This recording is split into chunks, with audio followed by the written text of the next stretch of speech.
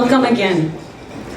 I greet you with Assalamu alaikum, Shalom, Sat Sri Akal, Namaste, and of course, good afternoon.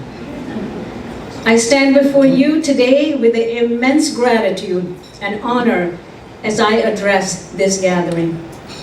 My name is Daisy Khan, and it is a privilege beyond words to be the niece of the remarkable individual we celebrate today.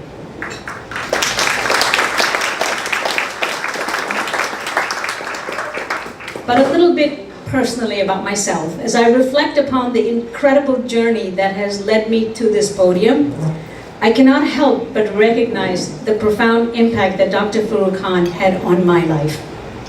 Looking back, I am filled with absolute awe and appreciation for the risk Dr. Khan took so courageously by bringing a 15-year-old teenager to America to a new home with him, his young wife, and their 2 children. Little did he know the gray hairs he would acquire along the way were all because of me. Dr. Faroque's decision to take me under his wing was transformative. He provided me with more than shelter and care. He gave me the opportunity for growth, education, and a chance to shape my future. His selflessness and dedication shaped the person I have become today. So, with immense joy, I welcome his colleagues, friends, family, and community members, many of whom I've had the pleasure of knowing for years.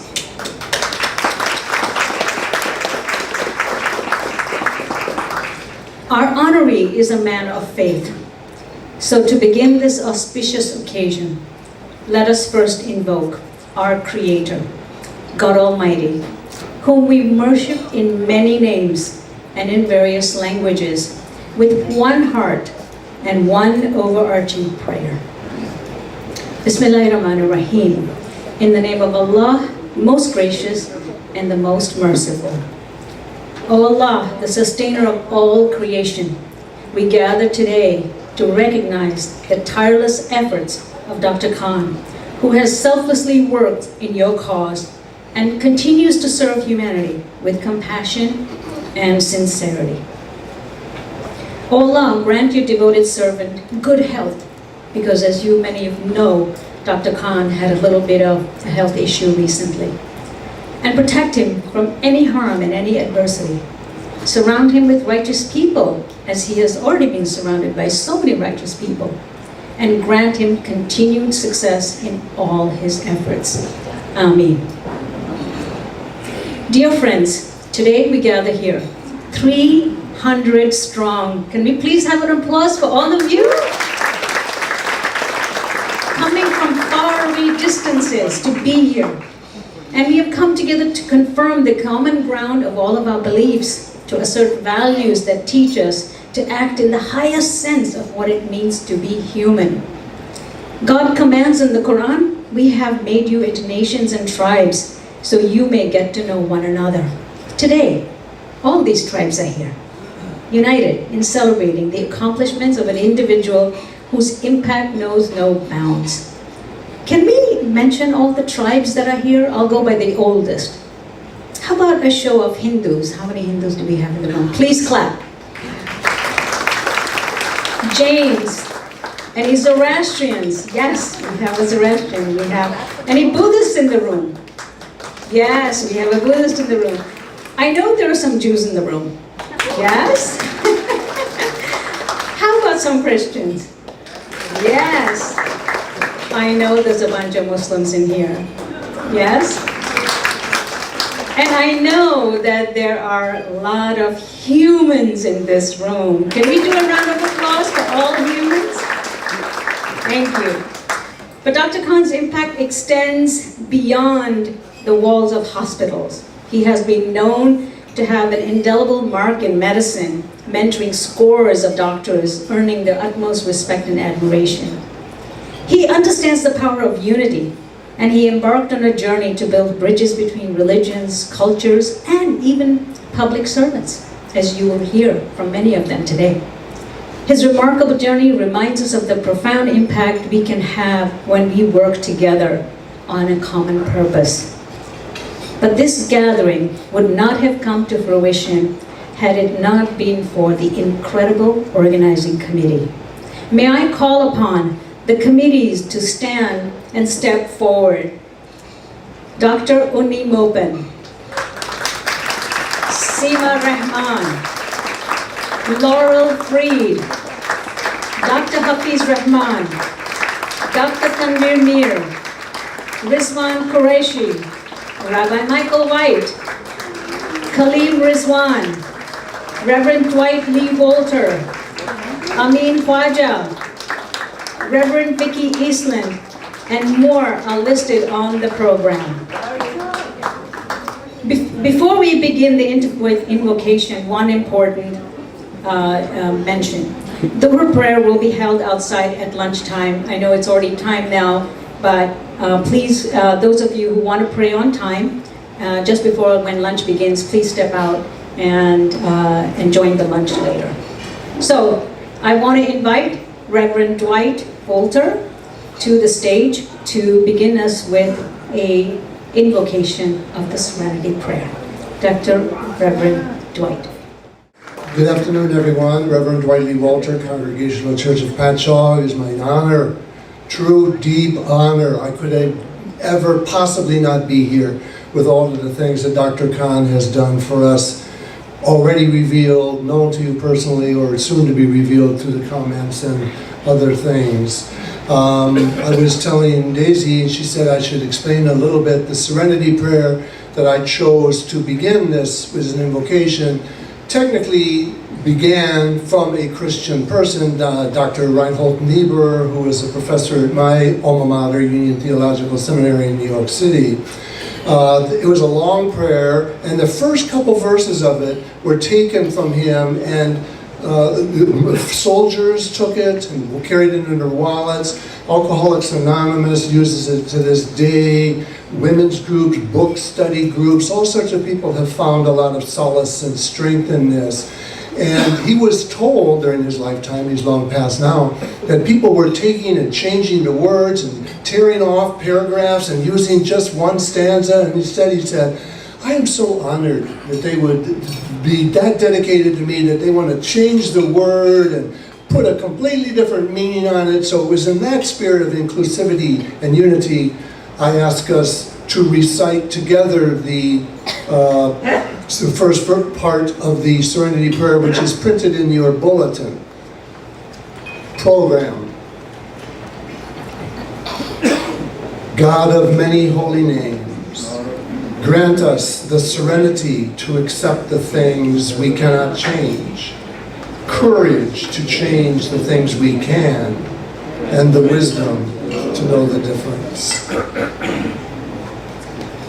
I call on stage now Cantor David Katz of Templar Or Lahim, accompanied with Craig Coyle, accompanied on piano. Intro, just because there are so many remarkable representatives of faith here. So some of those of you might not know, you heard Cantor David Katz. So if Jewish faith, if you go to a temple, you'll see two clergy. Obviously, you all know the word rabbi. There's also cantor, and cantor, in our tradition, represents the music and is taxed with the deep tradition of representing prayer. When I was ordained as a cantor, I was told in front of the ark, now it's your job only, your job is to go out and inspire people to pray with your voice.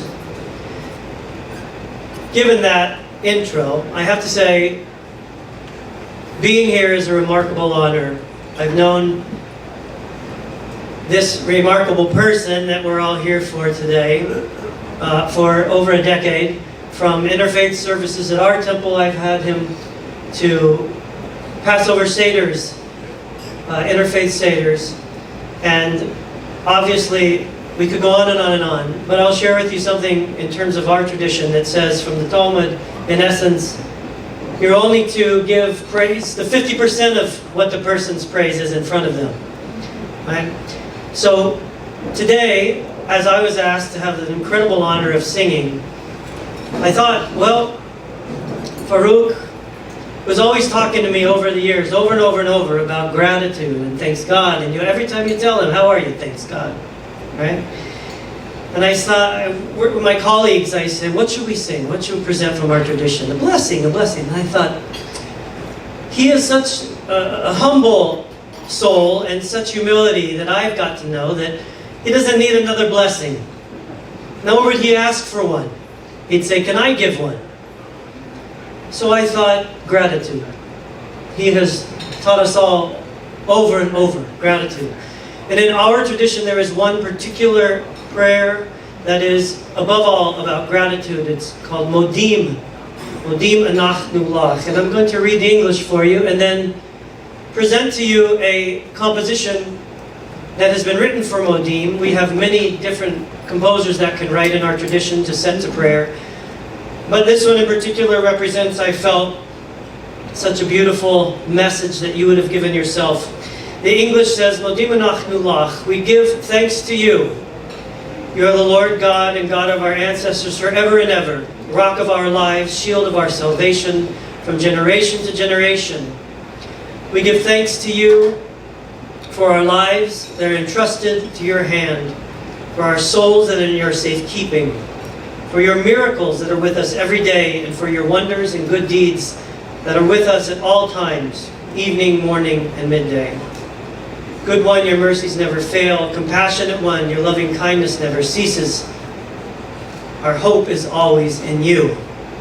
I felt for my friend, that was far more representative of who he is than giving him a blessing, which he gives to us all the time. So being also honored to work with Craig, we would like to present this on your behalf.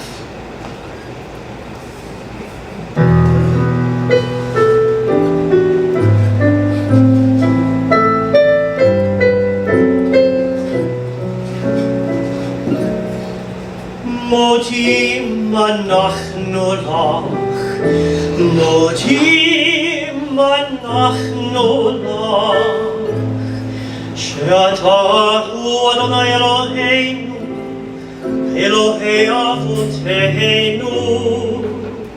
Modim anachnu lach, Modim anachnu lach.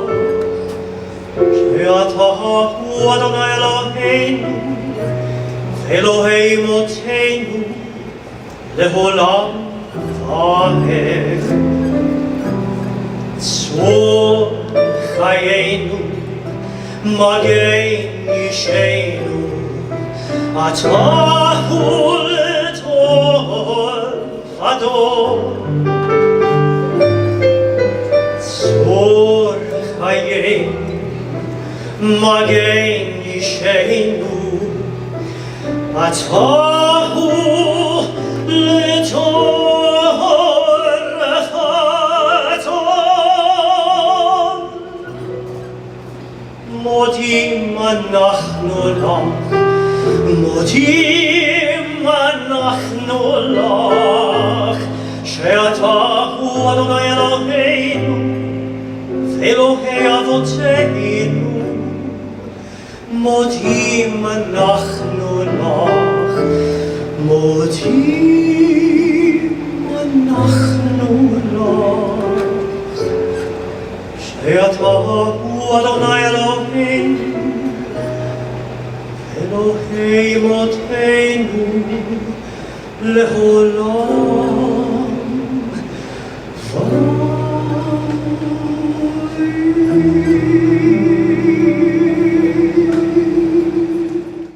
Well, here I am again. Long time no see. Very brief tribute to Dr. Khan. And since we're getting food here, this pertains to a carrot, an egg, and a coffee bean. Okay? A what? A carrot. A what? An egg and a what? Coffee. Okay. You get a pot of listen up here, you get a pot of very hot water, Dr. Khan. Very hot water, because sometimes people find themselves in hot water. And you put a carrot into it, and it becomes soft.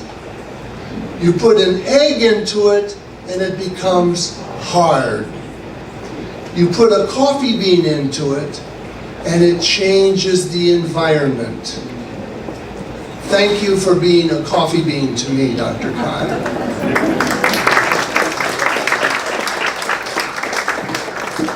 Now I'd like to introduce the person who accompanied Cantor Katz, Craig Coyle, our music director, choir director at the Congregational Church of Patchogue, and 3 of our singers fresh off of the service that we did this morning in Patchogue and raised here. We have Kathy Youngquist, Rochelle Schmidt, and Kathleen Gubatosi. They're going to sing 2 songs. We chose 2 songs that are secular. We do a lot of secular songs as well as Christian songs, Hebrew songs, etc., etc. As long as they have a spirit of love and something worshipful or reverential, that's fine with us. If it's good for you, it passes the test. The first one is written by a singer called Enya. It's called Only Time. With your illness during the pandemic and with the things you've endured, we're aware and we're a tribute to a lot of the time that has passed in your continued work, dating all the way back to bringing Daisy to America. Thank you for that. And then the second song is A Vision from Here Forward, dedicated to you, and that's called I Can See Clearly Now. So I'll step out of the way and enjoy the music like the rest of you.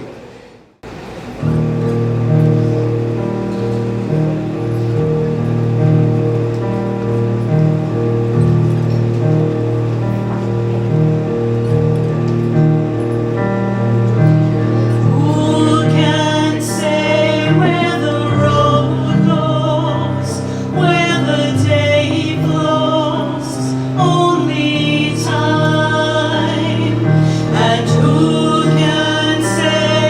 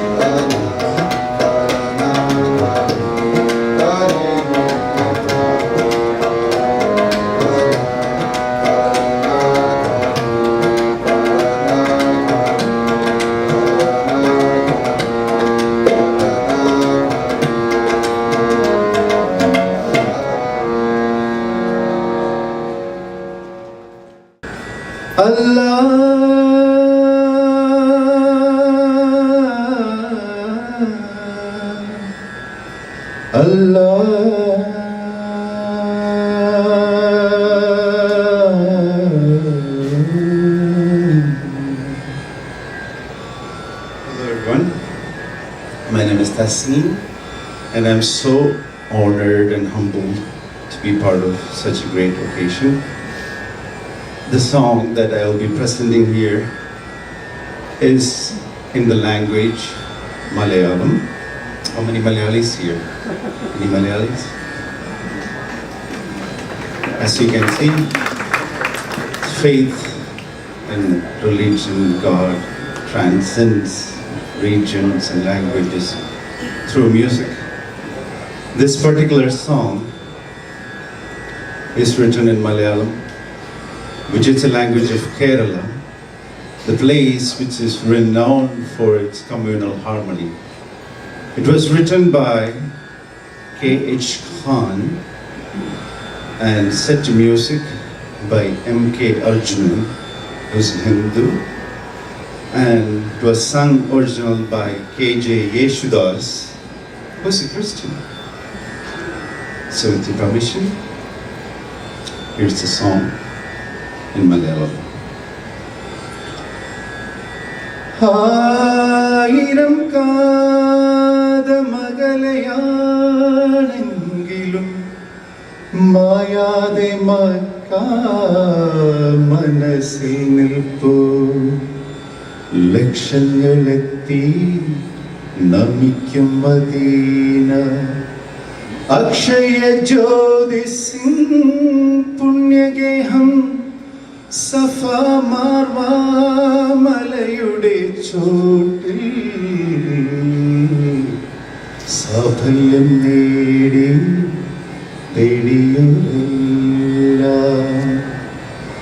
തണലായി തുണയായി Zamzam കിണറിന്നും അണകെട്ടി നിർത്തുന്നു പുണ്യതീർത്ഥം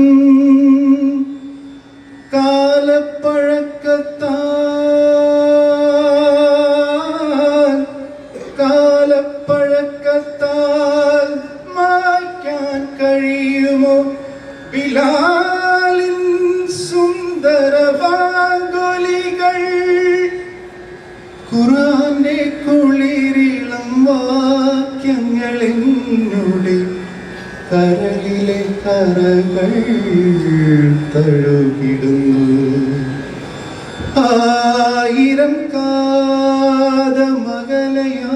കാതമകലയാണെങ്കിലും മായാതെ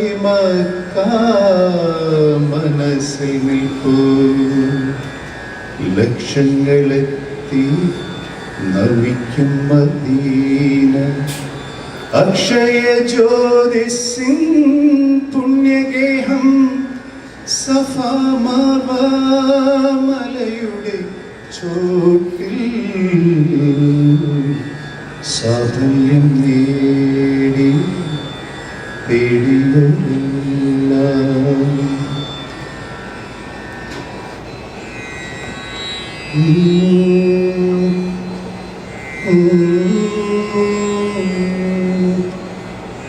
तेरे होते कोई किसी का जान का दुश्मन क्यों हो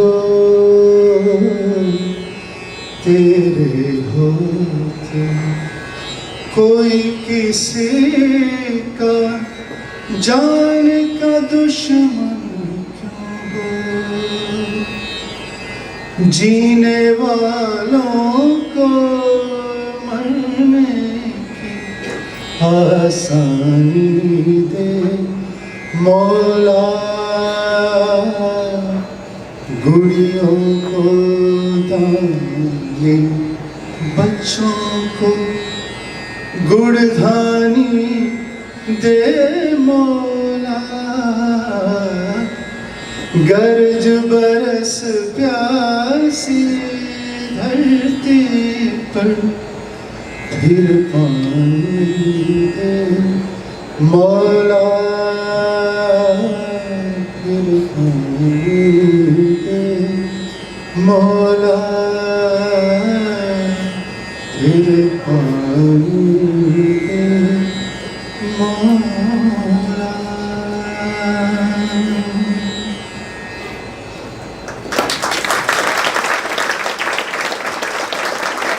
Another round of applause for all the artists who came here None of them are getting compensated for the time. They have made time just for us. Thank you so much. It is now lunchtime, and I do want to thank all the sponsors. And on the screen, you will see a collage of Dr. Khan's life photos. So please have a look while you're eating. But let me also mention all the sponsors, because without them, this event wouldn't have been as nice. So on behalf of the planning committee, I do want to thank all the sponsors. Your support made this event really amazing. Dr. Muhammad Al-Sharoof of Imana, thank you. Dr. Amarjeet Singh of Brunswick Hospital, Dr. Riaz Bashir of Thrombolex, Stanley and Marion Charitable Trust, Nargis That Foundation, Domestic Harmony Foundation, Chinar, Dr. Shashi Patel, Sonic Media Solutions, and my organization, WISE. I'll mention also to those who supported this event with the tables of 10, Dr. Abid Khan, my brother, Dr. Tharmir Mir, my relative, Mr. Ibrahim Mamour, Mr. Sal Spiteri, Rabbi Michael White, Dr. Mumtaz Mir, my aunt, Dr. Undi Mobin, Mr. Rizwan Qureshi, Mr. Habib Ahmed, Rima Rasool, also my relative, and Mr. Sajid Shah. Time is tight. We are 10 minutes behind, and we are trying to cram everything in. We will be calling tables 1 to 3. If you could step out and just make your way out there. Oh, lunch is not ready yet. Wonderful. So, those of you who would like to get your prayers done, this would be a great time to step out. Prayers are in the patio. If you want to bring drinks, please head up here. The drinks are being served here. And in 5 minutes, we will make an announcement that lunch is here. Bathrooms are over in this corner. Are there any other announcements? Dr. Khan, thank you. It really is an honor for me to be here today. You know, you have made such an indelible effect. Your career of choice as a doctor, your mark in that field is already legendary. But what you've done with your immense talents is you've transcended that and extended it toward a whole host of embracements and tolerance and education and mentorship to faiths all over Long Island. And for that, you have left a legacy that we can never, ever forget. It will be ingrained in our culture and our faiths forever. And on behalf of Nassau County Legislature, we want to honor you today with this citation to proclaim your effect forever on Nassau County.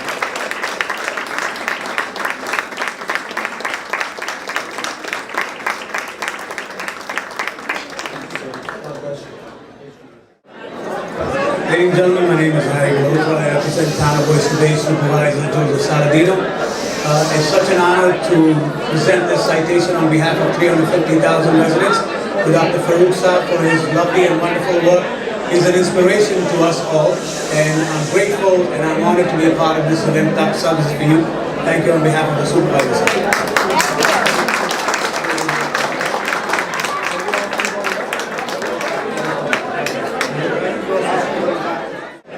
Thank you, everybody. It's a great honor to be here on behalf of the town of North Hempstead. I'm the supervisor, Jennifer DeSena, and with me also are Councilwoman Veronica Lerby and Robert Troiano. And it's a great privilege to be here to proclaim May 21st a day of honor for Dr. Khan. You've done so much for the community. You've been an inspiration and a leader, and we're so grateful for your service. And we wish you great health and continued service for our community here in Nassau County. Thank you.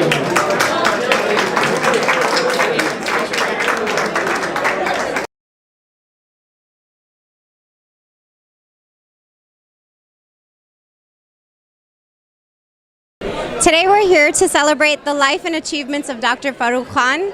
He's an inspiration to not just everyone here today, but to me and my family as well. He has really motivated me to become a part of the Interfaith community. He's poached me to be on the Interfaith executive board, and because of him, I now know so many influential and amazing people on Long Island that are not just from the Muslim community, but all over Interfaith. And I continue to be inspired by the work he does and that he's done. And I look forward to continuing to celebrate him and his achievements. And I look up to him as a role model, and so do my children. Thank you. I've known Dr. Faroque Khan since 1982. And he's always been the type of human being that brings all humanity together. He represents such a beautiful spirit of humankind. And I'm honored to be here today to pay tribute to such a beautiful human being. Hello, my name is Anna Kaplan. I'm former New York State Senator, and it's truly my honor and privilege to be here today to celebrate all that Dr. Khan has done for our community. This is a room full of love, 300 of his closest and dearest friends. And I've just been honored to get to know him, to have worked with him for the last decade, for his unending support of unity and bringing people together. God bless you, Dr. Khan. And I know there's many, many more years ahead for you, and your thirst for really bringing the entire community, no matter what the religion, what the background, what the ethnicity, and also what party people belong. But you have had that legacy of bringing everyone together to sit at a table and to work together for the betterment of the community. And for that, we say God bless you and thank you forever. Hello, this is Asma. I'm here. I wanted to say thank you for everything that Dr. Faroque Khan has done. He's gone out of his way for anyone and everyone that has ever met him or even gotten in touch with him, for the community, for any friends and family, and even for people who don't know him. Like, when he gets the opportunity, he goes above and beyond, and he's done so much for everyone, that he's touched so many lives, and it's an honor and a privilege to be here for the celebration of everything that he has done for everyone. I wish him all the best and send him lots of prayers, and God bless him, and I hope we continue this journey that he's doing. Thank you very much. Today we're honoring Dr. Faroque Khan, a true testament to a man who really believes in uniting people. There are 300 people in the room representing all of world religions, and they have come to honor Dr. Faroque Khan because Dr. Faroque Khan really believes in the verse of the Quran that says, "We have created into nations and tribes so you may get to know one another." He is a true humanitarian, a true peacemaker, walking in the footsteps of Prophet Muhammad, and we applaud him for everything that he has done for this community, for the Muslim community, developing, building a mosque, building an Interfaith Institute, mentoring future doctors, and then, cultivating relationships with politicians and cultivating relationships with the media. This has had a huge impact on the Muslim community of Long Island, and this is why there's such an outpouring today of 300 people that have come here to honor him. Thank you. My name is Hussein Bakri. I am the current president of Nargizat Memorial Cancer Foundation, of which Dr. Faroque Khan was a founding member and the second president. And we are so fortunate to have him among us, know him, and personally, I feel very obligated to him for being here in this position. I wish him best of luck and God bless. Thank you. Assalamu alaikum, Ammu Farouk and Khalta Arifa. I want to again thank you for everything you did for us. The lessons that me and Nadia learned with you guys is to quietly lead, be generous, be humble, and we saw firsthand how quietly you helped everybody that came through. We did take that example and we ran with it. Alhamdulillah, our life has been rewarding because we did the same thing that we saw you do the first time that we landed in America. So thank you for everything you did for us. Thank you for being who you are, generous, humble, selfless. We know that you went through a lot of hardship in your life because of everything you did for the community, and may Allah reward you. We know that you could have been richer and more affluent by focusing only on your wealth and only on your career, but instead you chose to have a balance where you were successful but you also extended a hand for everybody. May Allah bless you and bless your family, bless your kids and grandkids, and may Allah reward you here in this dunya and hereafter. Allah says, and in the hadith also, Man ahabbahu Allahu ahabbahu nas. The person who Allah loves, people also love. We all love you, inshallah. Assalamu alaikum.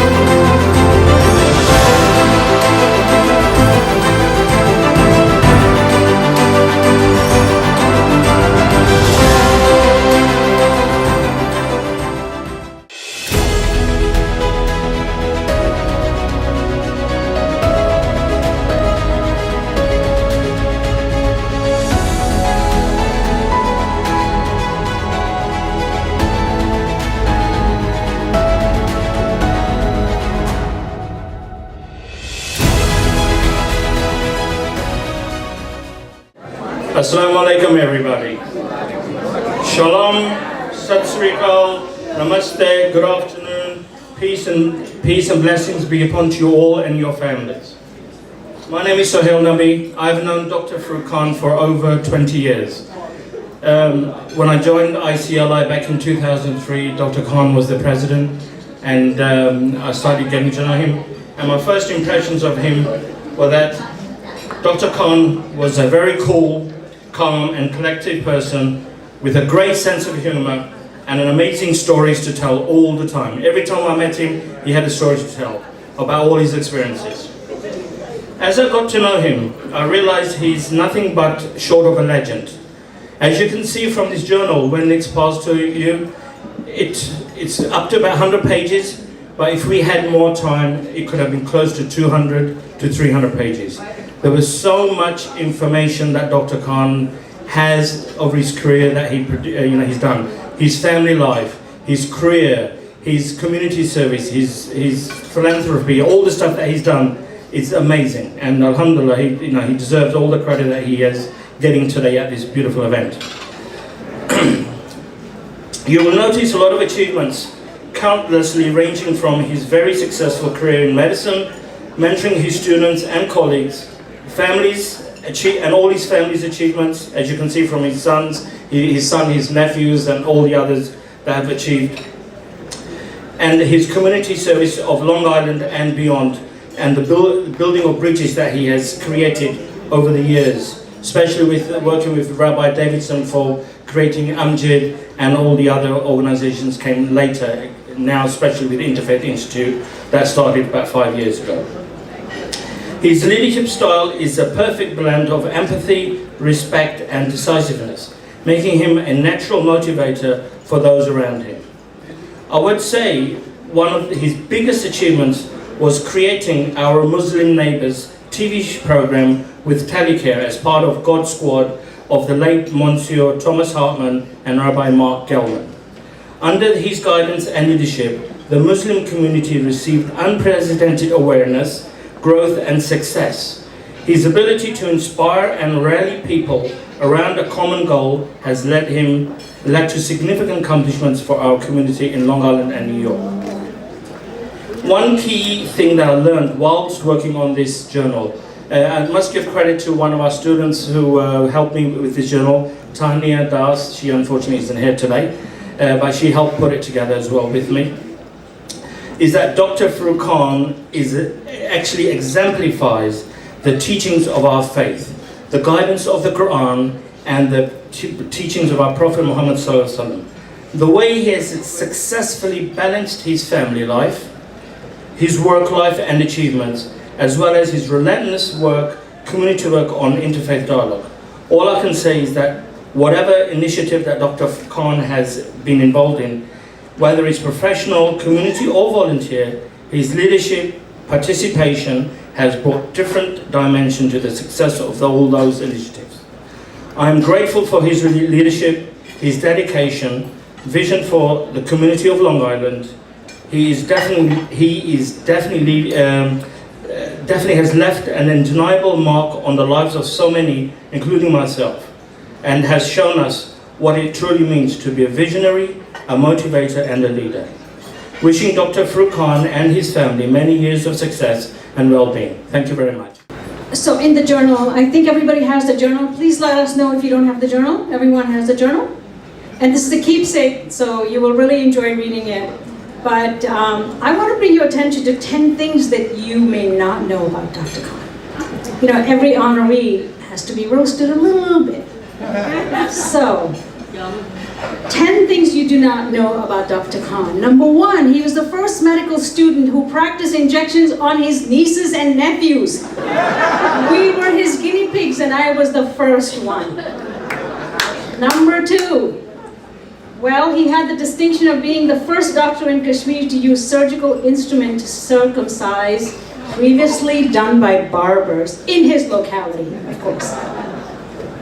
Number 3, first Kashmiri to marry for love instead of an arranged marriage. Yay! Number 4, the first batch of Kashmiri medical college doctors to land in JFK, not on Ellis Island. Number 5, my favorite, first doctor I know who refuses to own a luxury car. Would rather choose a Toyota than a Lamborghini. I don't even think he knows what a Lamborghini is. Probably thinks it's a reptile. Number 6, first American Muslim to be master and regent of ACP. That's a big honor. Number 7, first Kashmiri Muslim to build an American mosque whose bylaws, and you know somebody crafted these bylaws, allowed women to be in a leadership position, and this is why IC Alive had a president for a woman. Number 8, first American Muslim to spearhead a truly interfaith institute. All of this work that we're doing today is under the banner of that institute. Number 9, first Muslim in Long Island to develop a media outreach program. He understood the importance of media shaping perception. And lastly, number 10, among the first Muslims to understand the importance of engaging with their representatives. And so, I call on our favorite former congressman. I want to introduce another celebrity that is here today. Farouk's granddaughter, Lena, just graduated from Georgetown yesterday. Let's give her a round of applause.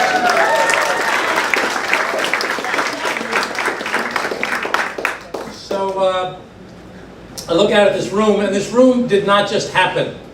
This room is the result of decades of work. You don't get people from this type of diversity showing up together for a celebration like this. It doesn't just happen with even just the organizing committee. Let's give the volunteers who did so much work a round of applause. But this is a result of decades of patience and outreach and spending time together to try and understand each other. And you're a manifestation of decades of hard work. When I look at Farouk's life, Farouk has been a great advisor to me. He's educated me on a lot of different topics. He's gotten me into trouble one or two times in particular. But he's really a prototypical American success story. You think about it. He and Arfa left Kashmir and came here in 1966.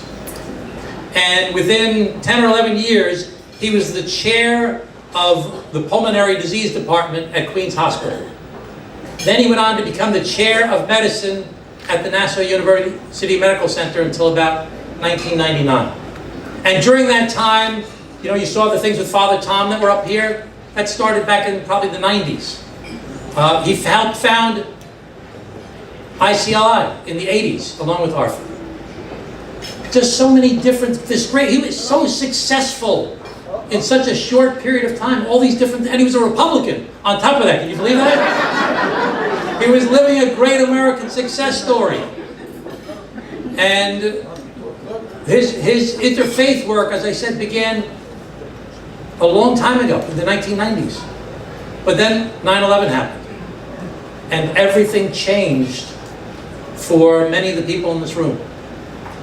And it was only because he had started working a decade before that, building his relationships, that he had the credible voice to reach out to others to say, hey, listen, you can't allow, as you just saw in this video, our religion to be hijacked.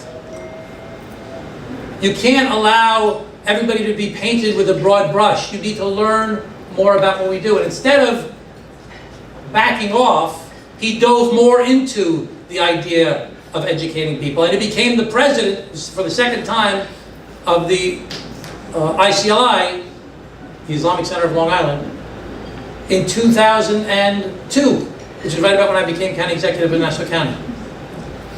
And he continued for years and years and years to build that outreach, such that we are all here today. And that continuation of that work as the young Kashmiri American achieving great success in America and coming to love, never forgetting his native land, but coming to love his adopted country, continued after 9/11.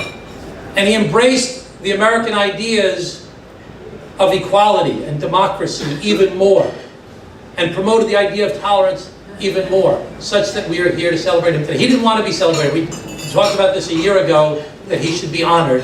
And he says, I don't think I should be honored. It's not appropriate for a member of the board to be honored.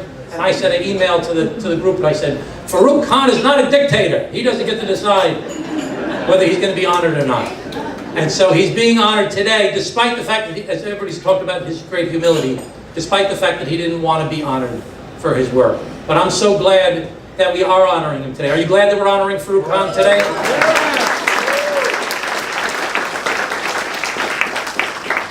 So there's a lot of different things to talk about with Faroque as far as his medical career and, you know, introducing a drug and the departments he had, the work that he did at the Islamic Center, the interfaith work that he's done, really that we're celebrating so much here today. But I want to celebrate this great American for living up to the dreams of what our country truly represents.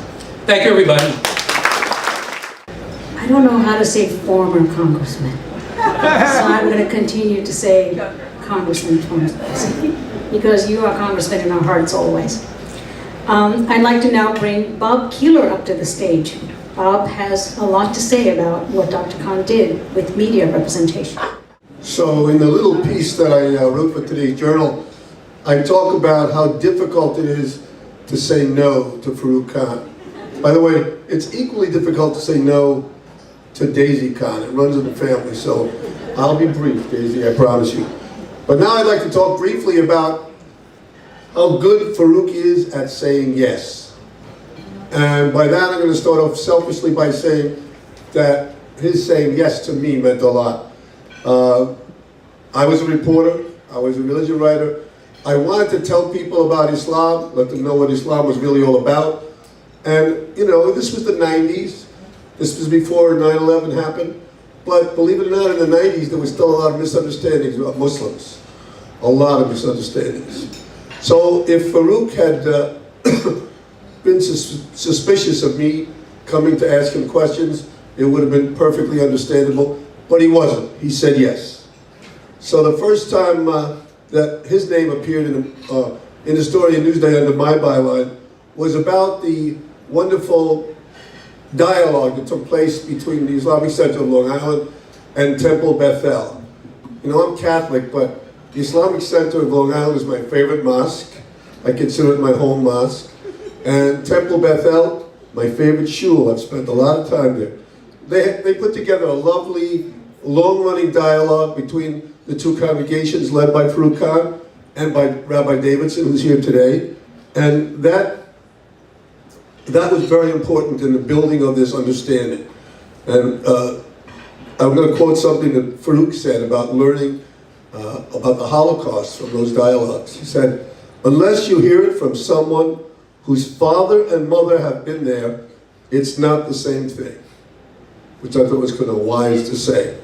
He also said yes when I asked if I could attend this Eid al-Fitr gathering of 5,000 Muslims at the Huntington Townhouse, a gathering that dwarfs even this gigantic one.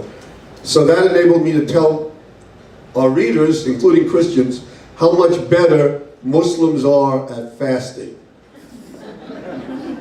I often try to think of if I could do Ramadan, and I can't even imagine it. So, you know, Muslims should pat themselves on the back for their ability to fast.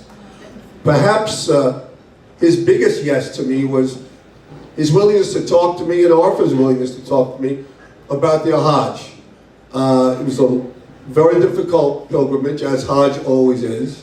The logistics of getting there, the millions of people, all the stuff that you're supposed to do, it's just not easy. But Faroque and Arfa said yes to me, and I was able to write about Hajj and let people know what a true pilgrimage is really like. So one final yes, and this one meant a lot to me. Faroque and the whole community at ICLI welcomed the Karchis family. Now, they were victims of this horrible bloodshed and death camp situation that took place in the former Bosnia-Herzegovina. So they welcomed the family, and at one point I said to Faroque, you know, Faroque, maybe you guys should think about honoring Roy Gutman, who was a colleague of mine at Newsday. And again, he said yes. The reason to honor Roy was that Roy wrote about the death camps in Bosnia-Herzegovina, and that enabled those camps to be closed down.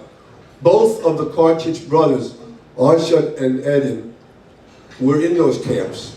They couldn't even wear glasses, because to wear glasses was to betray yourself as an intellectual, and intellectuals were being targeted in those death camps.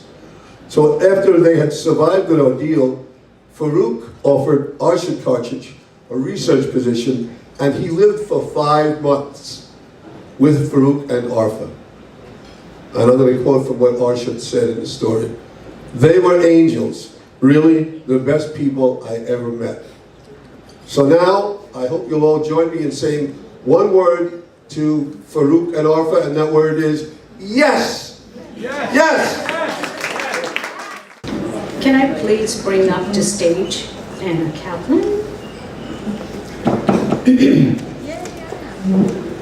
But while Anna is coming here, let us take a moment to reflect on the significance of receiving not just 1, 2, or 3 citations, but 5 astounding citations.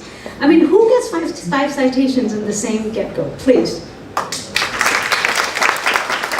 And in this day of cynicism and doubt, it is truly awe-inspiring to witness somebody who has managed to capture the attention and respect of so many elected officials.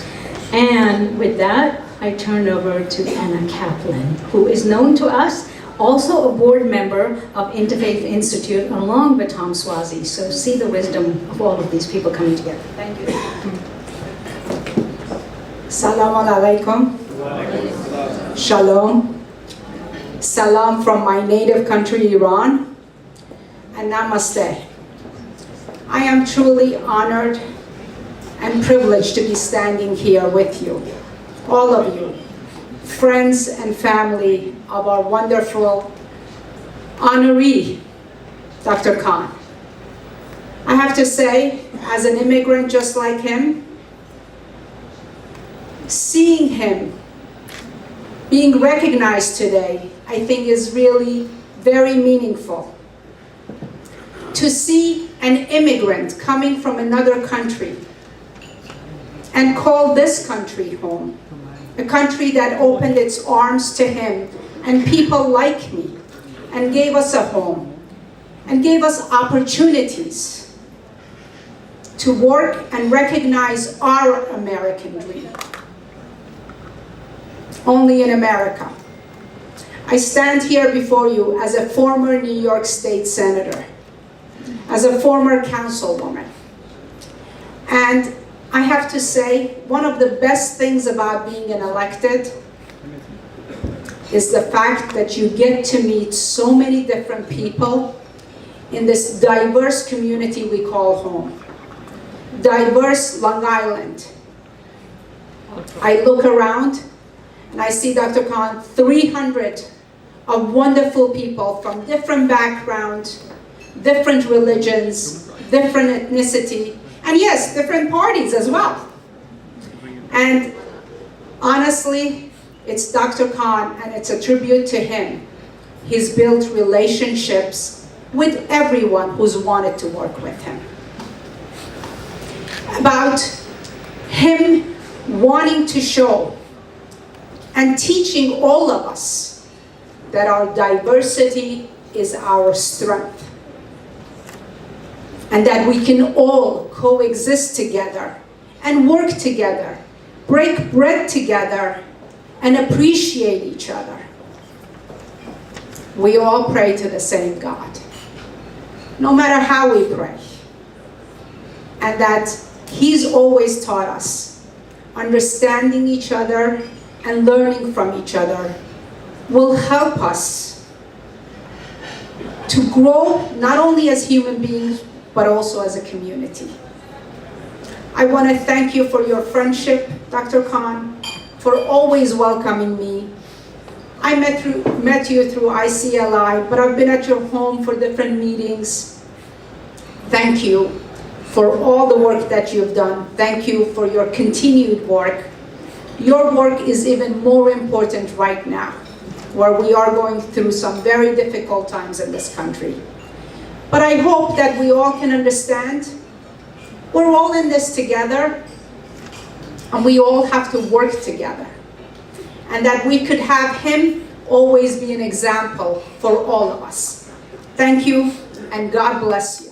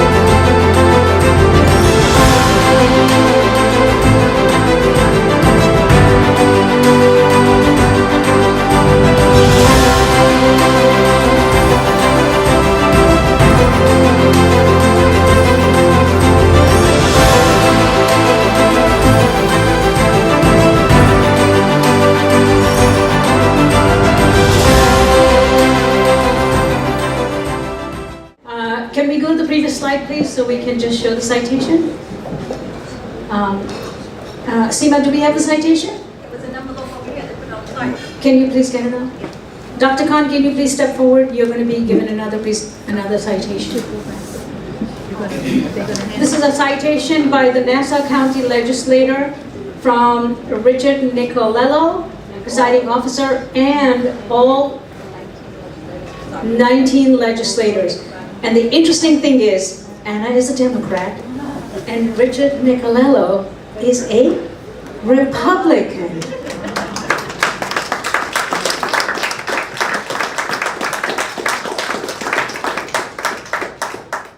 Now we come to the segment where you will be hearing personal testimonials from people. I would like to bring Dr. Sunil Mehra, who's also, he will tell you a little bit about what he's going to say, but he's also the president of the Lions Club, Dr. Sunil Mehra. Today we gather here to honor a truly exceptional physician and a mentor, Dr. Faroque Khan, who had a profound impact on the lives and careers of many trainees, including me, over the years. I am honored to recall my own experiences with him and to share some insights into the kind of person and physician he is. Dr. Khan was my program director at Queen's Hospital Center, part of Albert Einstein, 1982 to 84. He trained at least 4 fellows every year for almost 2 decades. Later, as a chairman of medicine at NASA University Medical Center, he continued with a guiding force for many of us. But what truly sets him apart is his gift for teaching and mentorship. He knows the art of medicine, and he has a unique ability to train his trainees to become better clinicians and above all better human beings. And his guidance and example have molded many of us to be better physicians with a strong focus on compassion and empathy. During my fellowship, he got me involved with Nargis Foundation, a philanthropic organization that provided medical equipment, led on to become a president of Indian Association of Long Island, American Association of Physicians of Indian Origin, and now as Indo-American Lions Club. During this time and later, he also invited us to his home during our fellowship training and treated us as his siblings, which was a heartwarming experience for young guys like us, lived in Flushing 1-bedroom apartments, coming to this beautiful home in Muttontown. This introduced us to his loving wife and family and how he genuinely cared about his trainees beyond their professional development. He continued to stay in touch with us as a guiding force and guiding us our future endeavors. I am now proud to call him my friend, my older brother, and a peer. I think one of the most important thing I want to remember that he also had a strong focus on research and the current treatments. And he encouraged us to pursue these areas with dedication and enthusiasm. With his guidance and mentorship, I wrote my first few research articles and publications, which had a significant step towards my career as an academic physician, becoming professor at Icahn School of Medicine at Mount Sinai. This improved me to continue to publish throughout my career. But beyond all these professional achievements, what really stood out to me was his kindness, his thoughtfulness, and his practical advice. He always was willing to listen and help. His words of wisdom have stayed with me long after my fellowship. So many of us trained, we have Mirs here, we have Shahs, and guys, a lot of friends. I see my seniors here, Dr. Guptas, Dr. Patels, and many more, and all the trainees who his gift for teaching, his commitment to philanthropy and community service, his focus on research and publications, and his compassion and empathy have inspired us all to be better physicians and better human beings. Dr. Khan has made an indelible mark on the life and career of all of us. Today, we honor him not only just for his professional achievements, but for the impact he has had on the life of so many trainees. It's a true privilege to know him and to have learned from him, and we are all better off for having him in our lives. Thank you very much. Thank you. I'd like to invite Rabbi Jerome Davidson and Rabbi Michael White to please step forward. Just give them a few seconds because they're in the depths of the tables. Thank you so much, Dr. Faroque Khan, for making it possible for me to share in this wonderful, wonderful event in honoring you and ARFA and your many colleagues professionally and religiously in the ICLI, sharing the past years of work with you have been one of the highlights of my rather long career as a rabbi, and I thought that we were being introduced to give us time to get up here was because of my age, but nonetheless we made it. And I'm glad that I am here. And a few thoughts I think are worth sharing with you, and I'll try to be very brief. But all of us recognize that we are now living in a fractured society, a nation of polarization. And the very fact that we are able to come together, people of different faiths, Christianity, Judaism, Islam, Sikh, and probably others that are here, and with whom Faroque and, pardon me, and his colleagues have worked, is testimony to Faroque and to the work that he did through all these decades. Because we wouldn't be together talking the way we are, rejoicing the way we are, had not it become possible for us to learn to welcome other people, thank you, and to share such important times in our lives together. In the 1990s, as has been mentioned, when this interreligious work began with Faroque and others, the country was already beginning to separate itself, to balkanize itself, as it were. Groups did not work together anymore. There was no more the ideal of a melting pot in America. And in addition to that, as the book that was published in the mid-50s said, religion in America was far more than Catholic, Protestant, and Jew. It also involved a growing community of American Muslims, people who were finding a place here, who'd come from difficult times and places.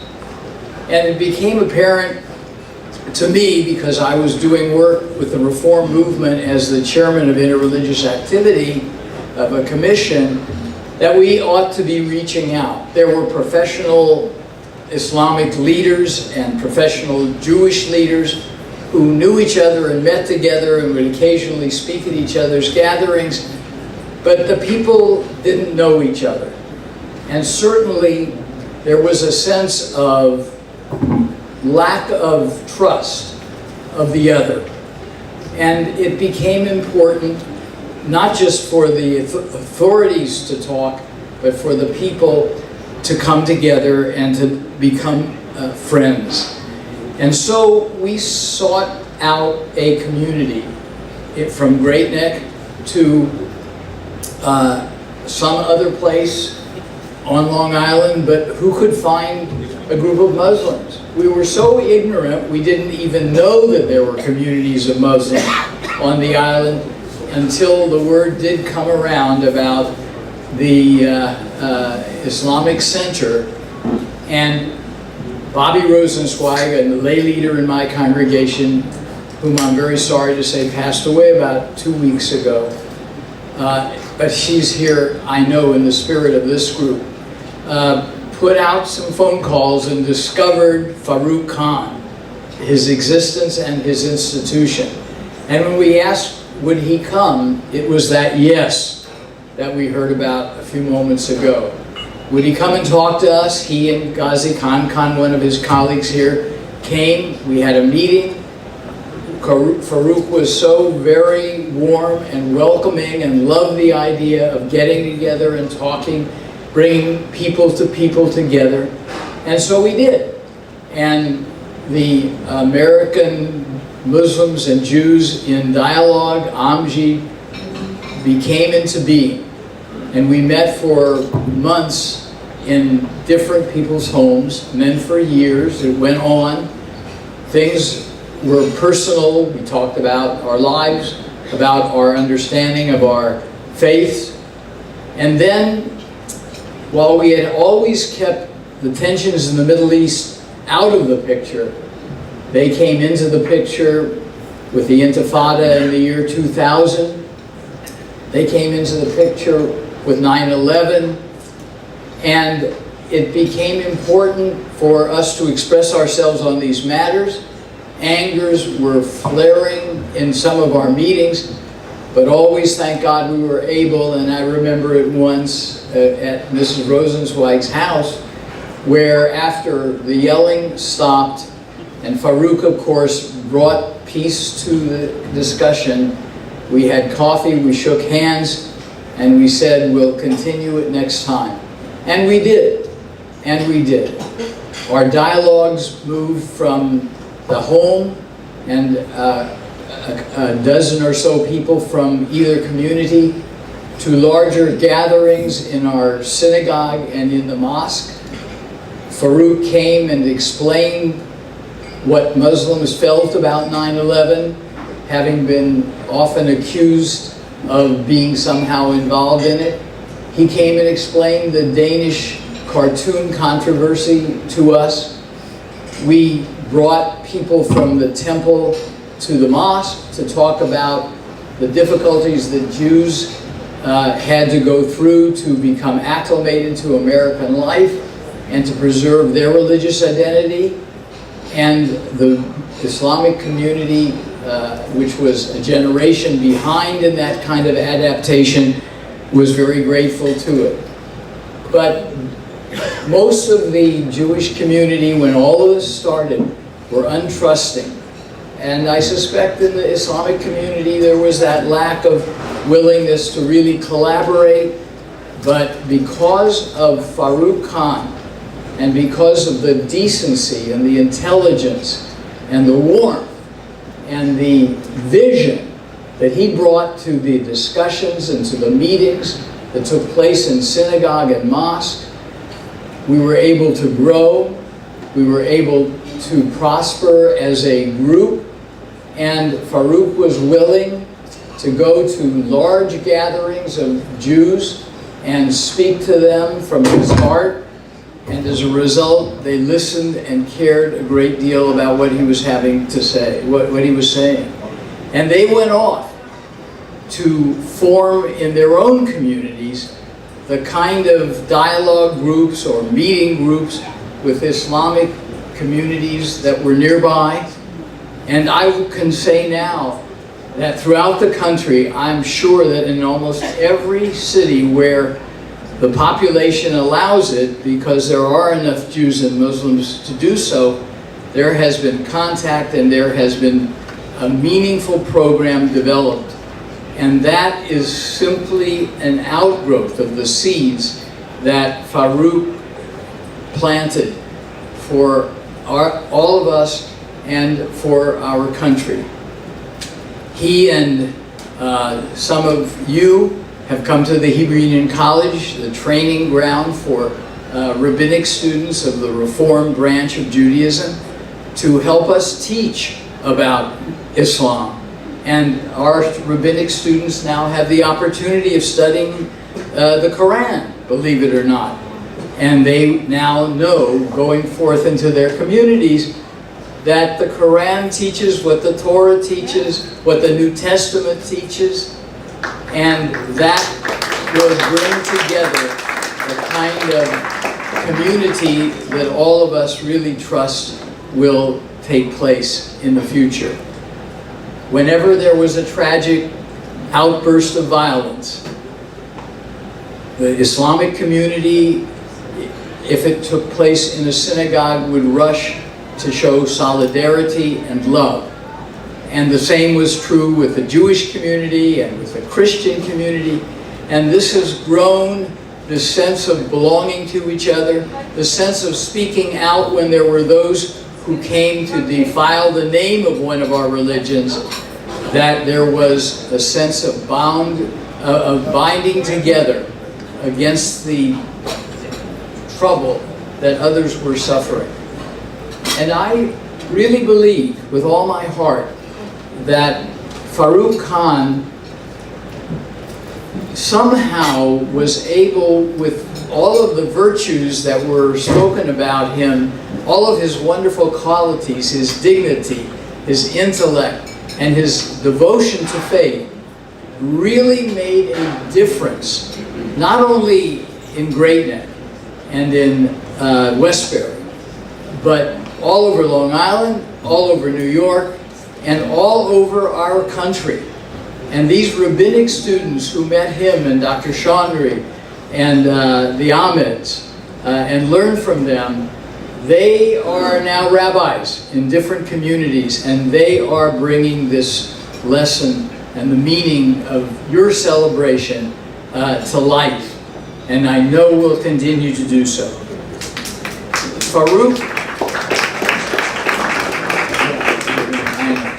Faroque's, who was kind enough to send me a quotation when I was teaching at the Hebrew Union College that was written, that his father wrote. A few words.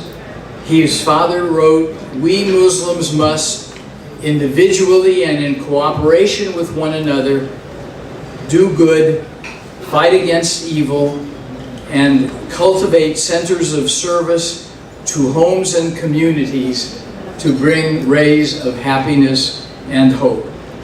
Faroque has fulfilled his father's dream, and at the same time, he has encouraged America's vision of democracy, pluralism, and liberty.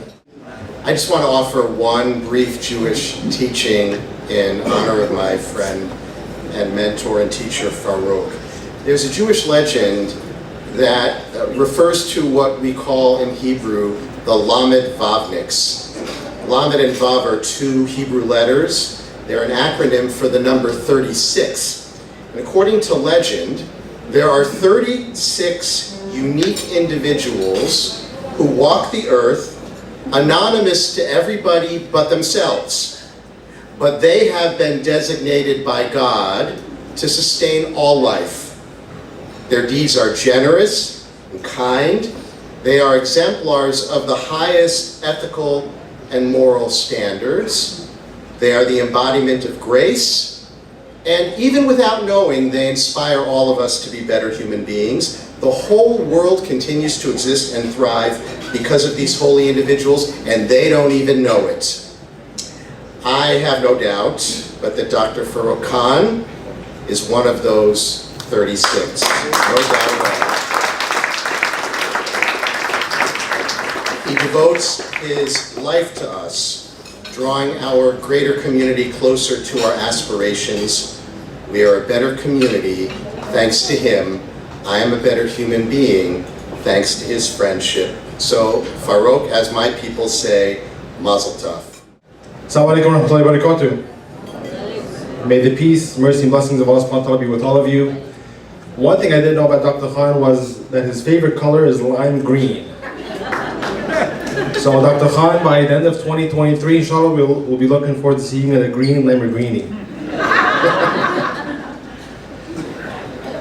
Good Sunday afternoon. As an answer to Dr. Khan's trademark question to myself when we talk, he says, Amin, are you grounded today? As in not flying, not other grounded. Well, I'm definitely not flying today. However, I just returned from a flight trip from Dubai just a few days ago. As we were flying across oceans and continents, we flew over the northern Sinai Peninsula with blue skies and endless visibility gave way to clearly seeing the Gaza Strip in southern Israel and the encompassing land of struggles on one side and continued hope on the other. As I took a moment to ponder on this bird's eye view of life on the ground as we were flying over this tense region, Dr. Khan's pronounced words, think global, act local, resonated. Understand the challenges of the world, but make an impact first through your local community. Think global, act local are the words that have resonated with Dr. Faroque Khan's long-lasting impact on the foundation and continued growth of the Islamic Center of Long Island. As one of the most impactful founding members, two-term president, and continued active board members of ICLI, Dr. Khan's visionary leadership has truly led the center to build a reputation locally and nationally that it has today, through the grace of Allah subhanahu wa ta'ala. Dr. Khan's passionate and relentless work to building harmonious relations with interfaith partners government leadership, civic groups, and neighbors for the benefit of the ICLI community with a global impact for the Ummah at large in mind. It is a legacy that will be recognized for years to come. His leadership in both the initial foundation of ICLI, followed by the expansion project in 2015, launching an outreach video production, Our Muslim Neighbors, with Monsignor Thomas Harbin and Rabbi Mark Gelman, inaugurating the Interfaith Institute and connecting prominent leadership from across the spectrum is a testimonial to his dedication to serving the Ummah at large, and more specifically, the ICLI community locally. It has been Dr. Faroque Khan's visionary ideas, followed by implementation through unity, team building, his charismatic leadership, that grant us the ability to recognize and celebrate his lifelong and impactful achievements. I'd like to congratulate Dr. Faroque Khan, not only on his achievements, but more importantly as a mentor and inspiration to myself and many others. Congratulations, Dr.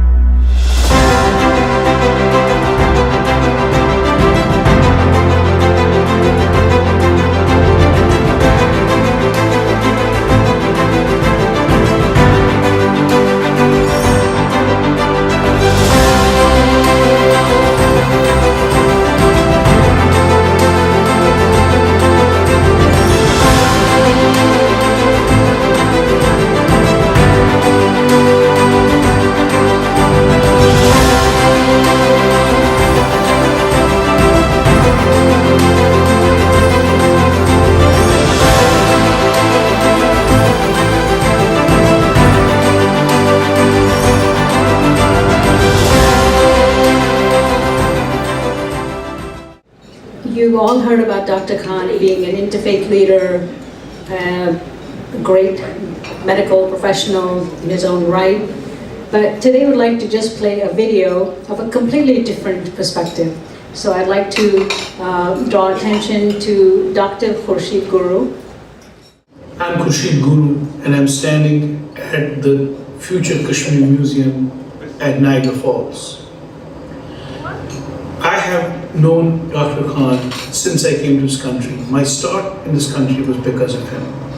And like a lot of us here, he was an inspiration and an amazing role model as a scientist and also as a man with a vision for the future. Lubna and I started our collection of Kashmiri artifacts and archives 20 years back, with our dream that one day there will be a Kashmir museum which we will share with our people. This was a mammoth project. The first person I called was Dr. Faroque Khan. And guess what he said? What he said to everybody else is, let's do it. So he and the Khan family became the first pivots to kind of make this happen. They just heard a project on a piece of paper and they signed up. I'm grateful to Faroque Saab, Rafiq Saab, Mumtaz Baji, and Nazir Saab, and all the Khan family. But we all know that the inspiration behind a lot of this is Dr. Faroque Khan. Faroque Saab has been a true leader, an amazing scientist, a scholar, an amazing academician, and we have all learned and been inspired by him. So I'm thankful for Faroque Saab for being in our lives and being such an inspiration. This museum would not be what it is without him, his support, Dr. Arifat Khan's support, and the Khan family. I am standing here, what will be the future, the Sarah and Ghulam Hassan Khan Pavilion. And we will welcome you here soon. Thank you. I was just informed by one of our board members that there are many, many doctors in the room who have accomplished quite a bit in their lives. So I can't name all of you, but there is one gentleman who has absolute seniority here. His name is Dr. Kanti Rai. Can you just point out where Dr. Kanti Rai is? Okay, Dr. Kantira is holding up his hand. He is an eminent hematologist, researcher, and famous for Faroque classification of leukemia. He is in the room, and he's come all the way to honor Dr. Khan. So I'm just thank you for your work. And you are an example for so many other doctors in the room who want to accomplish all the things that you have accomplished in your life. Thank you. I'd now like to invite Dr. Hamza to come up to the stage. Hamza Bhai, where are you? Dr. Khan and his lovely wife, Arfa Khan, I could say so many things about them. They basically were second parents to me. And they really touched my heart, my family. Dr. Khan took me under his wing in the late 1990s at the Islamic Center Long Island. And one thing I learned relatively quick about Dr. Khan was that he was the kind of a visionary with a superpower.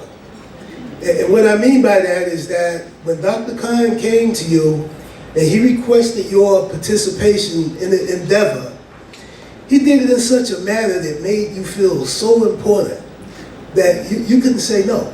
You could not say no to Dr. Khan. Anybody else you could just brush off, but Dr. Khan, it was impossible. And at the end of that endeavor, he would send you a note of appreciation that made you feel so good, even though you may not have done too much, that once you received this note of appreciation, you found yourself standing by the phone waiting for the next time. And Dr. Khan will call on you. He's also, when anything he got involved in, I noticed that he was never the focus of that involvement. It was always something larger than he was. And that's the type of visions that he spread through individuals and through so many different communities. He laid so many spiritual foundations that I've noticed throughout Long Island that our leaders stand upon today. So I think we're going to see a video now. And this video that we're going to view together is a testament of not only his great character, but his many life achievements. Dr. Faroque Ahmed Khan was born on the outskirts of Kashmir, where he graduated from medical college in 1964 before emigrating to the U.S. with his wife Arfa to pursue their medical careers. Dr. Faroque Khan had an illustrious career in medicine. He served as chief of pulmonary diseases at Queen's Hospital from 1977 to 1987, and then as chair of medicine at Nassau County Medical Center from 1978 to 1999. He also held the rank of professor of medicine at SUNY Stony Brook. From 1984 to 1996, as chair of Nassau County Medical Center, he initiated a training program in medicine that was rated as one of the most outstanding, with NCMC being the only medicine teaching program from New York City with the highest number of winners in the annual ACP research competition. The 350 plus internists and pulmonologists, alumni of NCMC, continue to provide outstanding service locally and globally. Dr. Khan was also a prolific researcher, leading a team that introduced ciprofloxacin for lung infections in the US in the mid-1980s. He was the first Muslim to be awarded a mastership in ACP and was elected to serve as regent of the American College of Physicians. From 2005 to 2011, Dr. Khan served as a consultant at King Fahd Medical City in Riyadh, where he established its first research center and developed a working relationship between KFMC and NIH in the USA. He facilitated the training of over 100 nursing students from Kashmir at KFMC. In addition to his medical career, Dr. Khan is considered a pioneer in community development. As the founding member of the Islamic Center of Long Island, he established the mosque in 1984, where he served as president twice and as board chair. Under his leadership, he initiated management initiatives such as strategic retreats and witnessed ICLI evolve into a nationally recognized center. He launched Interfaith outreach programs, American Muslims and Jews in Dialogue in 1992, Media Outreach, Our Muslim Neighbors on Catholic Telecare program post 9/11. In 2015, he founded a flagship institution, the Interfaith Institute of Long Island, the first interfaith center spearheaded by Muslims of New York. Dr. Khan actively engaged with non-profit organizations, serving as a two-term president of Imada, as president of Nargis Dutt Memorial Foundation, member of Majlis Shura of ISNA, and served as the executive board of the NAACP Westbury chapter. Dr. Khan embodies the qualities of a humble servant leader, having received recognition through awards and accolades. Alongside his wife Arfa, he actively participated in community and charitable initiatives. Dr. Khan is grateful for his family, including 2 children, Shireen, Arif, and his wife Seema, and his 2 grandchildren, Hassan and Lena, as well as a large extended family. Congratulations to Dr. Faroque Ahmed Khan for a lifetime of service and achievement. We have been looking forward to this moment for a long time. First of all, I want to thank all my committee members. They have done an extremely difficult job in such short period of time. I didn't do much. I was only in charge of the weather. And imagine from switching the weather from yesterday and today to the correct way. Imagine if it was Saturday's weather was today. Oh, that was the last thing, it was difficult. Anyway, I also want to thank the manager and the owner of Cotillion for doing such a wonderful job and cooperating.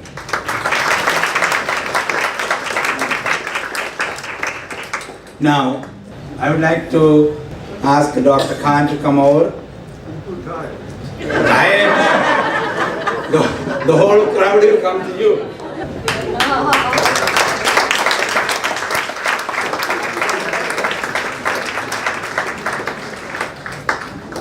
Dr. Khan, this award is from the heart of everybody in the community in Long Island and beyond. And the inscription on it will tell the whole thing. It is presented on May 21st, 2023 to Dr. Faroque Ahmed Khan in appreciation of mentoring, shaping and inspiring excellence in medical professionals. That's all his training portion. And pioneering Muslim institutions, advancing the understanding of Islam and fostering interfaith relations. Congratulations.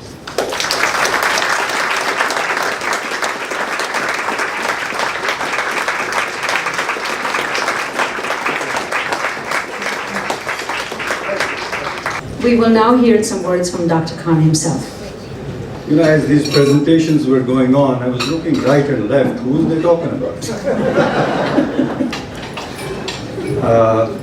What can I say? It's a very memorable day for me, for the family. And I just want to reflect on what this means. Next weekend will be the Memorial Day. Arfa and I landed on Memorial Day 1966 with $8 each allowed by the government to take out of India at that time. Of course, en route, Arfa had spent her portion. And so we landed at Kennedy Airport with $8. And here we are. Another very important Memorial Day came 29 years later, when our expanded family took the plane to Chicago and welcomed Seema. Would you stand up, please? As Arif's wife, and we've been blessed with 2 grandchildren. You heard about Lena, who graduated from Georgetown yesterday, and Hassan, who graduated from NYU a year or 2 years ago. What I was hoping that we would take from this gathering is that this shouldn't be an isolated event. As I look around the table, you heard about Kanti Raya. I can name so many folks who have done outstanding work, whether it's in medicine, whether it's in community work, whether it's in ethics. And I think we should take upon ourselves to recognize these individuals in a manner where they get recorded for what they have accomplished, and then others will benefit from that. They will take that as an example of what can be accomplished. Congressman has left, but when he and I used to have interactions in his office, he would often challenge me. He said, you know, Faroque, all I see about Muslims is on television. We're either chopping heads or killing people or building down buildings. What have you done in this country? And so I took that up as a challenge, and we published just a couple last year with the help of Sohail this booklet, 100 Notable Muslim Americans. And what it describes is the diverse accomplishments in all fields, whether it's television, whether it's arts, whether it's science, of some of the Muslims who have made a big mark. I'll just mention two of you. Anybody here without a cell phone? Without a cell phone? Nobody. Do you know who developed the algorithm for the cell phones? Never heard about him before we wrote this book. And his name is, what's his name? Nasir, yeah. A young engineering student from South India, came to a university, spent hours and hours in the lab, and refined the algorithm which helps us now to transmit images across states and countries and boundaries. You can find him on YouTube. Very humble, withdrawn kind of a person, a real scientist. Then there's Elias Zerhouni, a young graduate from Algeria, ended up in Johns Hopkins to do his training in radiology. Didn't speak a word of English. French and Arabic was his language. Ended up being the dean at Hopkins. Ended up being the director of the National Institutes of Health. One of the, perhaps the only best appointment George Bush made during his tenure. So there are loads of them all over, and it's our duty, particularly the younger generation, to recognize the contributions that have been made by many of us and people who preceded us. Now, what's the real backstory about this event? I think Congressman alluded to it. I don't know if Bob is still here. There he is. Would you stand, Bob? He's the man responsible for this. Bob is a dear member of our Interfaith Institute board and a neighbor. And last year when this debate went on, who should be selected for the award of the Interfaith Institute, Bob suggested that we should stop looking and it should be me. We went back and forth, a lot of debate and so on, but eventually, of course, I did not accept it last year. I'm not sure what I should do this year. Bob, any advice? Go for it. It's just standing there. Go for it. Go for it. So I accept Bob. We are blessed with the board of directors of the Interfaith Institute who bring in so much talent, and I could go on and on about that. Now, a little bit about my own backstory. What I've learned here is that talent is universal, but opportunities are not.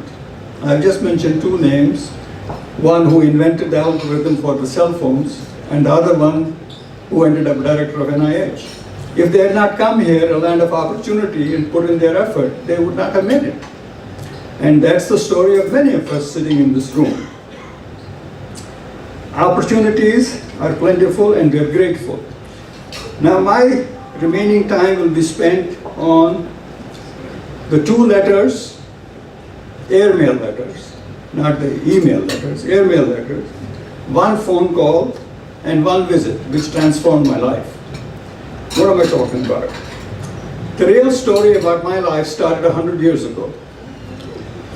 When my late father, Ghulam Azam Khan, who came from a very modest background, business background, he decided he was going to study. That was the first in the family to study. And guess what? He ended up at Harvard. And he got his engineering and came back, and his example was something we had to live by. We are 7 of us. I'm the youngest sibling. I'm blessed to be the 7th because by the time I arrived, my parents had learned what works, what doesn't work. And my sister who was here, Mumtaz, and we were pretty much left alone. And we both prospered. We both ended up doing very well. So if Dad had not done what he did, get educated, we wouldn't be here today. And I get frequently called to schools and campuses in Long Island and elsewhere to talk about education, role models, and I use this example. Push, persevere, get educated, and all kinds of doors will open.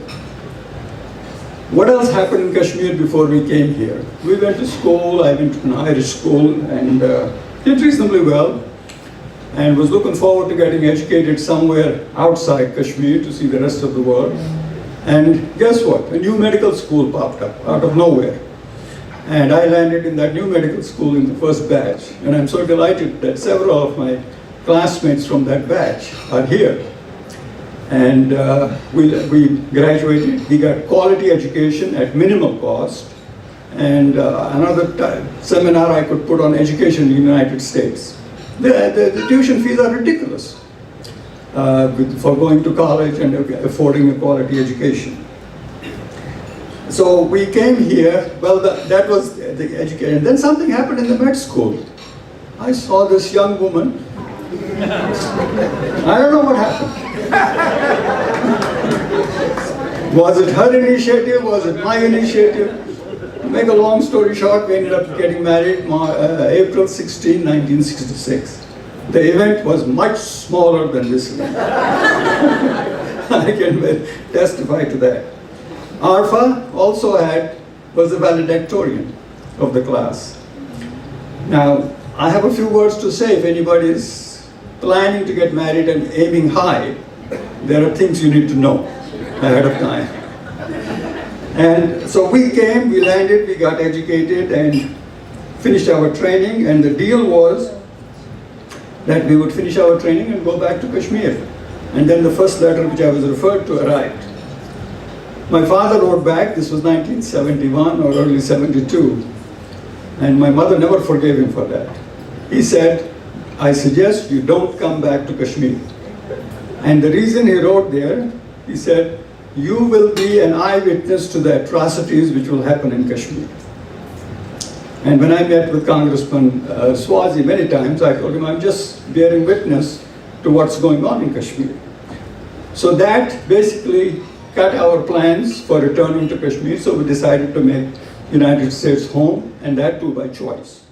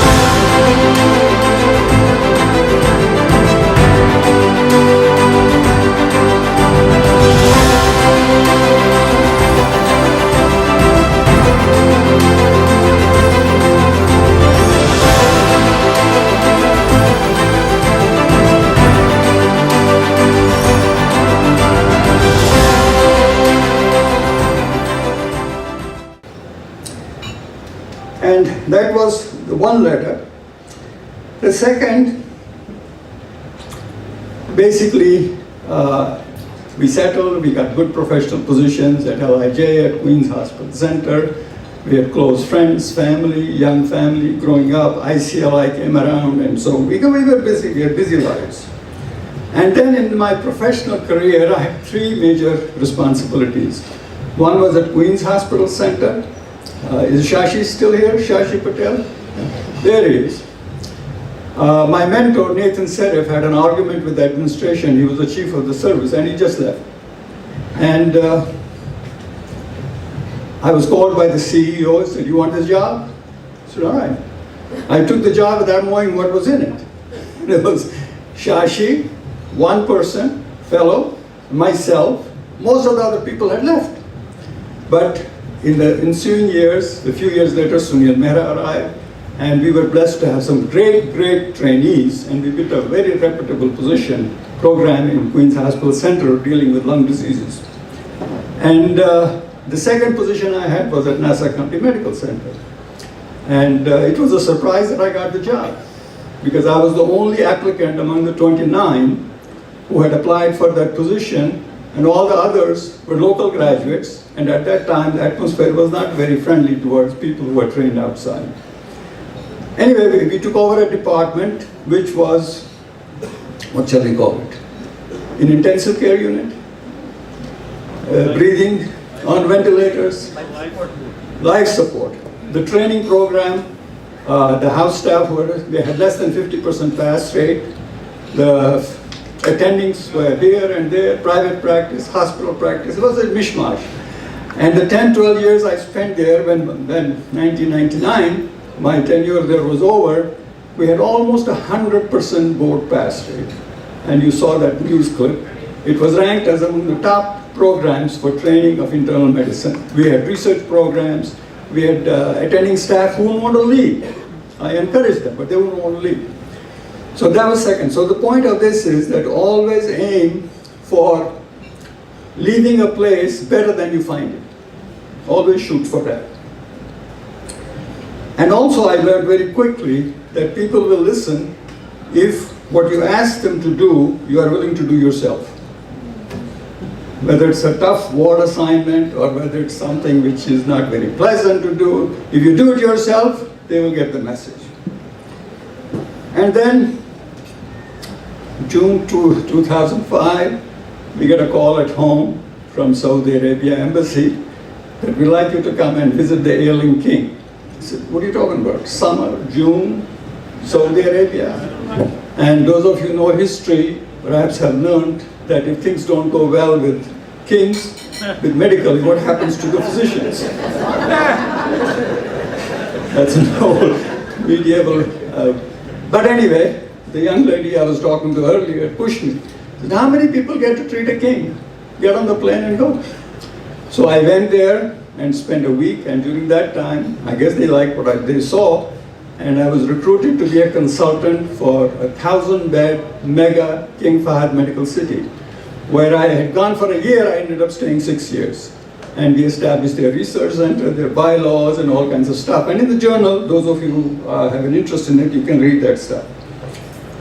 Now locally, my goal, and Bob mentioned that, was this prevalence of these new people coming into the community. Who are they? What do they really believe? Do they believe in Jesus? Do they believe in other prophets? All these questions were popping. So as an institution, I helped encourage the Islamic Center to get engaged with the neighboring community. And we had some great times with our neighbors, Colonel Dixon, Rudy Clark, and others. And as a result, we got linked up with the NAACP, and I'm delighted some of them are here today. And of course, we established the Amjid, which Rabbi Davidson talked about, our Muslim neighbors, and then the Interfaith Institute. Now, what was the second letter I mentioned earlier? It was a letter I generated from Queens General Hospital. Things were going smooth, and we were kind of, day to day, nothing exciting happening. So basically, I wrote a letter to 200 pharmaceuticals in the United States. Says, this is what we have to offer. If you're willing, we are willing to work as your research outfit. And of course, only two organizations responded. One of them was Miles, and that led to our studies in ciprofloxacin, the first fluoroquinolone introduced in North America. They contracted us for 20 patients, and we ended up doing about 500 over several years. Each patient generated about $2,000. And you can multiply, that's $1 million. It helped lift the department budget, and it helped recruit and support a whole bunch of folks, some of them are sitting in the audience, as research assistants who later on developed their professional careers. So that was the second letter which changed my trajectory. Because if you have the money financially, it's very hard for the administrators to say no. And Then one day I got a visit. I mentioned 2 letters, my dad's letter, the Punalon letter, and then a visit from the late Dr. Eleanor Wallace. She was the governor of the American College of Physicians, New York chapter. She came to my office and basically said that, Farouk, you're a chair of medicine, you're an international graduate, I get lots of complaints that things are not going well in New York, could you do something? And then she added, I have no budget, and basically, you want to handle it, but I can't give you any money for this project. But so anyway, I thought this as an opportunity. We put together program directors and so on, ended up writing a book about international medical graduates, what their needs are, and what they're basically, how to deal with them. You're not used to them. These are some of the things we suggest you do for the program directors in New York and elsewhere. The book was a hard seller. ACP published it, and before long I got invited. Come to the Board of Regents, American College of Physicians. A group of 24 people sitting on the 9th floor of this very imposing building in Philadelphia, setting the policy for the American College of Physicians. And one of the great joys I had was expanding their vision, basically, in getting beyond the borders of the United States and encouraging people. And after you saw some pictures, and I would go out as a representative of the American College of Physicians, and this was a great, great experience for me professionally, and it helped a lot of people around the globe. The current president of American College of Physicians is Dr. Omar Atiq, a young physician from Pakistan who took over just last month as the president of ACP. I was the first regent, he was the first president, and in between came Dr. Tanveer Mir. Tanveer, are you here? Yeah. Tanveer also worked for ACP, not worked for ACP, but volunteered her time, and ended up as chair of the board of the American College of Physicians. So think of the long-term impact of getting involved, getting engaged, and how things flow from there. So I told you about the phone, or I didn't say about the phone call. The phone call Rabbi Davidson talked about already. They called this Islamic Center, and we went, Brother Ghazi, and I'm pleased that Brother Ghazi's wife Tanya is here, and we established the American Muslims and Jews in Dialogue, which you heard about, and in the journal we have written quite a bit about it. All this would not have been possible, in my view, without the support of the family, both at home as well as in the larger community. And currently, as some of you have heard, I'm going through some health issues which have been managed, and the support from the family has been incredible, incredible. And so without that extended support, we would not have been able to accomplish a whole lot of things. Finally, in our tradition, Prophet Muhammad left us some advice. He said, basically, when you leave this world, there are 3 things that will help you.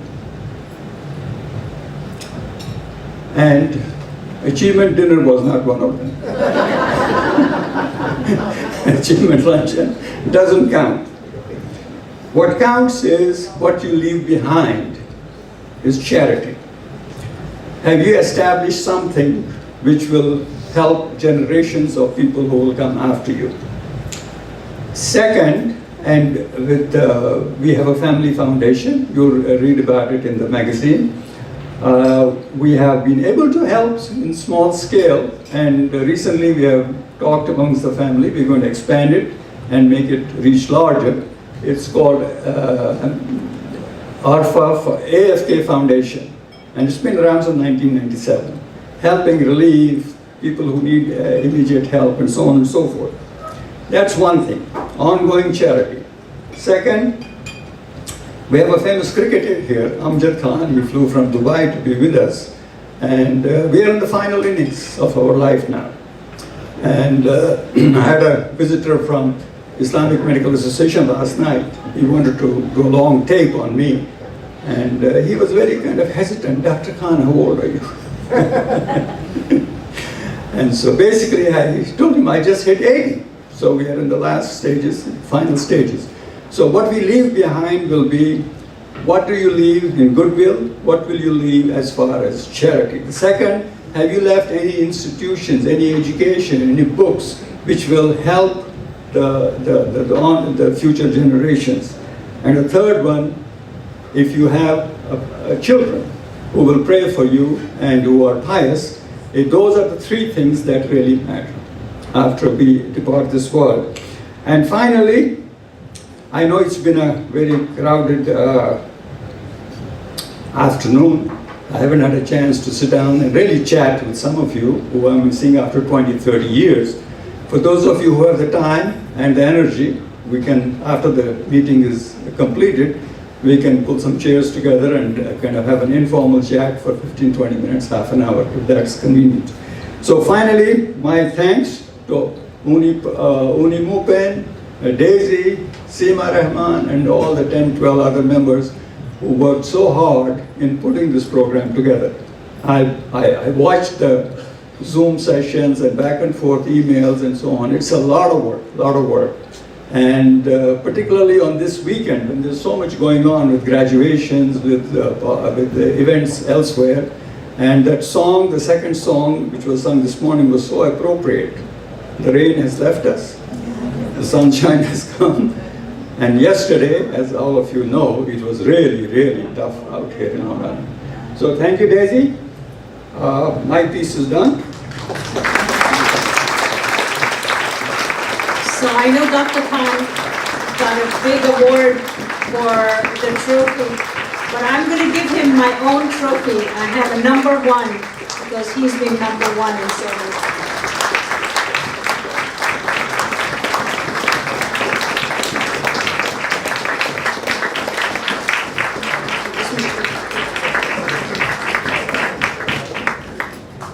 As we celebrate Dr. Khan's achievements, Dr. Khan, you're leaving. You don't need to leave.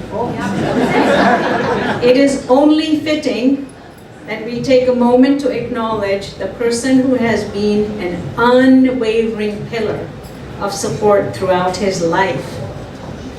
Our own accomplishments, talents, and passions have not gone unnoticed. We celebrated her 50th retirement party, and it was amazing. She is the rock, his confidant, and her belief in his abilities have propelled him forward, even during very difficult times, and there have been difficult times.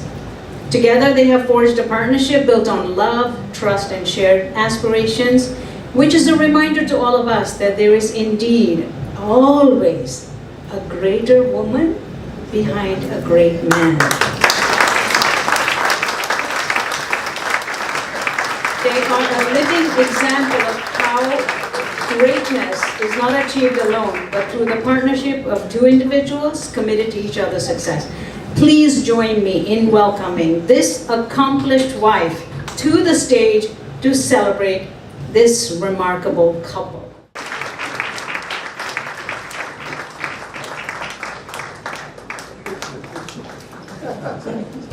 I want to say something.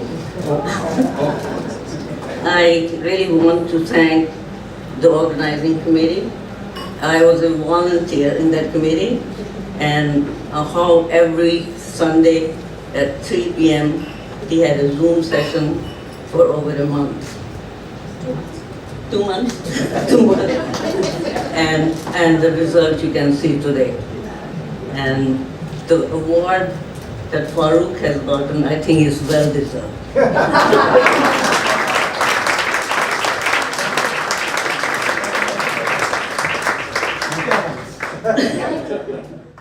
We are almost ending. If you could just wait for a few more minutes. There are just a couple of mentions. I would like to end this with another blessing. May God bless this community that has been touched by this man's work. May this gathering inspire us to follow in Dr. Khan's footsteps, and may his teachings and actions continue to inspire and bring goodness to the world. I would like to mention our photographer, who is a volunteer, Mr. Abdul Basir Qazi. He paid for his own tickets, and yet he is our photographer. I'd like to thank the audio visual, which has been flawless, and the beautiful video that you saw of Dr. Khan, of Frame Logic, Saad. Take a listen. Thank you so much. And thanks to the cotillion for accommodating all of our needs and all the volunteers whose names I have not mentioned. I apologize, but thank you all for coming. And there are a few people that want to say a few words to Dr. Khan. And because we have a few seconds, can I please ask Mr. Sal Spiteri? Mr. Sal Spiteri, would you like to come up and say something? Sal? Sal? Sal Spiteri.